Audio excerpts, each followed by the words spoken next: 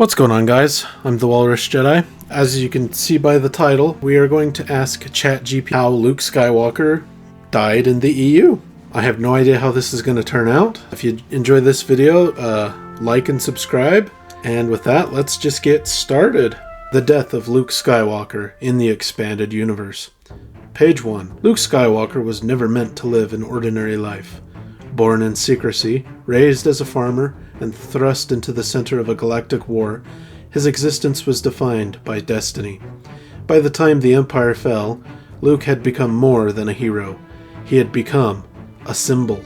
But even legends grow old, and even the greatest Jedi could not fight forever. As the decades passed, Luke carried the Jedi Order on his shoulders. He rebuilt what Darth Sidious and Darth Vader had destroyed, training students, forging alliances, and striving to learn from the mistakes of the old Jedi. His victories were many: the fall of the Yuuzhan Vong, the redemption of countless wayward apprentices. But so too were his failures. No failure weighed heavier than Jacen Solo, his nephew. Luke had guided Jacen as a boy, watched him grow into a seeker of truth and wisdom, only to see him fall into the darkness and claim the name Darth Caedus. When Caedus murdered Mara Jade Skywalker, Luke's wife, the wound nearly consumed him. For the first time since facing Vader, Luke contemplated vengeance, raw and untempered by compassion.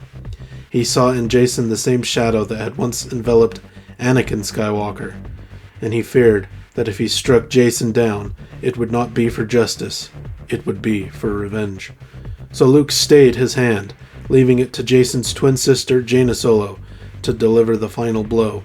In the aftermath, Luke carried the sorrow of both master and father, bearing the guilt of letting another Skywalker fall. Page 2. But Luke endured, as he always had. The galaxy moved on, and Luke turned his attention to the mysteries of the Force that lay beyond Sith and Jedi alike.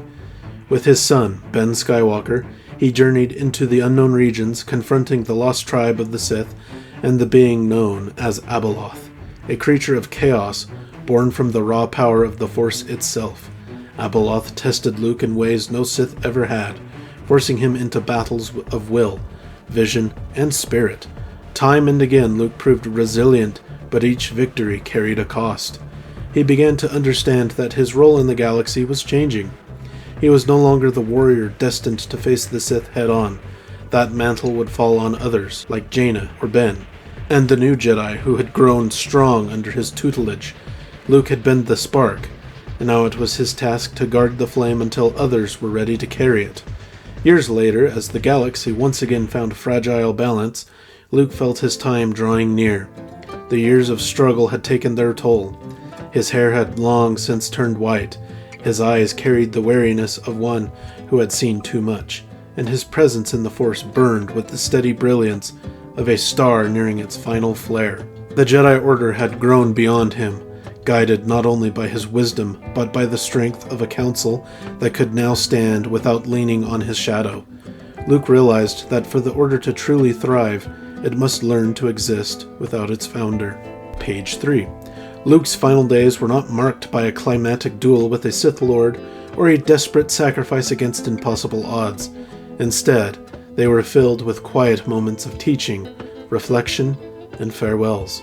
He spent his last missions alongside Ben, ensuring his son understood not only the power of the Force, but the weight of compassion, patience, and humility.